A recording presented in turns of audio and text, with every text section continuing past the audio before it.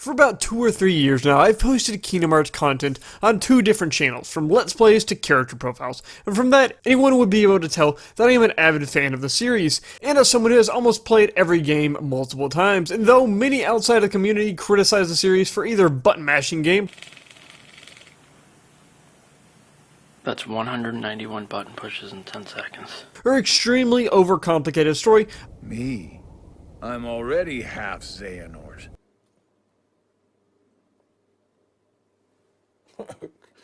Okay. I think the ones who are the most critical of the series are those that are in tune and close to the series, or are part of the community, and they a lot of the times even have a different viewpoint or criticism of the games than the outsiders do, such as and Birth by Sleep is decently praised for its different and more complex gameplay from people outside of the community, yet bashed on in the community. And I like to say I'm one of those people that likes to nitpick and critique the hell out of these games. While my channel is starting to move away from much Kingdom Hearts content, I still have things I like to talk about, and one of those being that I have to say, the series of Kingdom Hearts as a whole has a big problem. Kingdom Hearts started out as a simple concept, directed by the Final Fantasy character designer Tetsuya Nomura. And the first game of the series was supposed to be this odd collaboration of Disney and Final Fantasy characters. And oddly, this concept kinda worked well. The first game had a simple premise: Sora in his giant shoes and giant key, go to Disney Worlds and fight darkness alongside Dolan and Gooby to save worlds, and also find his friends and defeat a dark, evil man. As a strange but simple concept and simple story, to this day it is probably the most well-told in the series. And you know why? It's because it's simple. You know, like the theme song Simple and Clean? You remember that? Hey, remember when there weren't so many? Soras and Xehanorts. Oh, I remember. Wait, what? Yet, like the remixes of the song after, that things in the series got a lot more complicated, and a whole lot of other BS that Tetsuya Nomura felt like retconning in so that the story would be kind of sort of coherent. And even if Kingdom Hearts 3 did answer, or does answer a lot of these questions, it will still have some holes. I'm almost positive that. You can't stop all the holes on the sinking ship, Nomura. But this isn't the huge problem. Yes, the story is complicated, but if you take some time to look up a few things, or get the remixes, and you'll somewhat get the gist of it, just don't look at it very hard. You're pretending to be a boy, aren't you? But right there is the problem that I have with the series. The fact that I had to make that statement. Go look it up. A well-told story in series should not rely on outside sources to tell your game. I'm also looking at you, Final Fantasy 15. And yes, I did also mention get the HD remixes, and why not just get those? And until recently, I would just say, yeah, stop bitching, everyone just go shoo out $110 or so to play all of them. But something has even ruined that.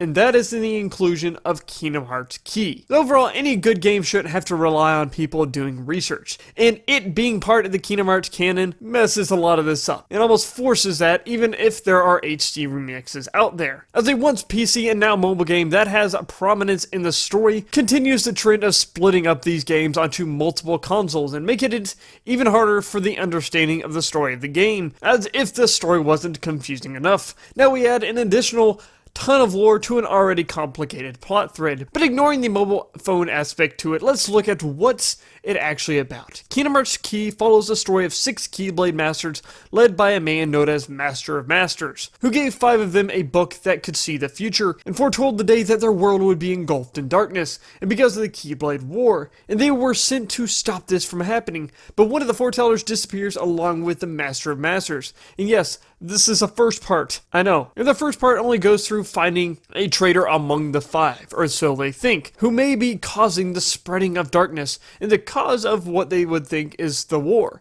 So they all form unions to get light, and so on. And for the most part, it was a decently simple premise. There's a traitor, find out who it is, gather light, fight back the darkness. And overall, nothing too groundbreaking. But to me, it was somewhat interesting, and it's honestly the most gray area we've seen for characters in the entire series. But of course, it doesn't stay that way. And you may ask how this continues into and connects to the rest of the Kingdom Hearts series. And with recent news, and the story introduction is 2nd season of this game, which is now called Kingdom Hearts Union Cross, Ventus is a union leader.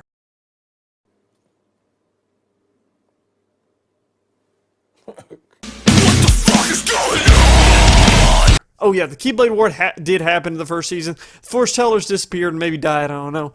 So the new leaders came together, and one happened to be fucking Ventus. Yes, the seemingly random kid in Birth by Sleep, part of that trio, it was actually first seen hundreds of years ago before Birth by Sleep.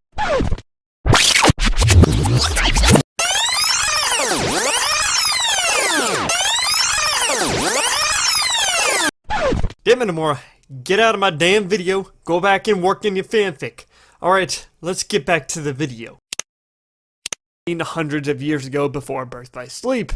And yes, there is probably a great reason for it. Probably an overcomplicated procedure of time travel while flying on Keyblades. But it's an example of Nomura taking a simple story for the series and making it a little more complicated than it needed to be. But again, the problem isn't the confusing story, it's the release of it. Putting canon and story on a mobile phone and expecting the most casual player in the world to play every single game in a mobile phone game and to actually understand everything that is happening is pretty crazy. And there are two more things about this that are odd. With 2.8 came a movie named Back Cover, and that many thought would answer all the questions of Key and help casuals to even catch up to this and not really even have to play the phone game. But nope. It covers not even the entirety of Kingdom Hearts Key Season 1, only parts of it, and revealing a few things to those who already knew the story of Key, and being more like a commercial for the mobile phone game, and less of a movie explaining things, showing to me that they are really trying to push this mobile game and trying to make money off of it rather than wanting to tell a story. And that is the problem. Nowadays, it feels like a cash grab rather than wanting to tell a meaningful story. And I have an odd theory that Kingdom Hearts Key is actually the reason why Kingdom Hearts 3 is taking so long, because they're waiting for Kingdom Hearts Key to end, and then Kingdom Hearts 3 will come out. But who knows how long that will be, because heck, it seems like even when there was a day delay for 2.8 to come out, they also delayed a news for Kingdom Hearts 3 that never actually came out in the winter. Very odd. But one last thing. In the corner over here we have Xbox One, where Kingdom Hearts 3 is going to also be released on. Oh, what's that? How are they supposed to learn and understand the story since Square has released absolutely nothing for this console in order to catch them up on the story? Oh well, according to Tayuso, they really don't care. They are selling it to them on the basis of the Disney worlds, and I truly hope that these worlds are great and the story as itself can stand on its own from the rest of the series, because if not, this will be one of the most confusing games to date for only one console players, but not for the others, which is really odd if you think about it. And that, kids, is how you sell more consoles. Or if I were them that own an Xbox One, just do a shit ton of research on the series, which again, it's not a good basis for building your game on. Have people do research to figure out what the hell's happening.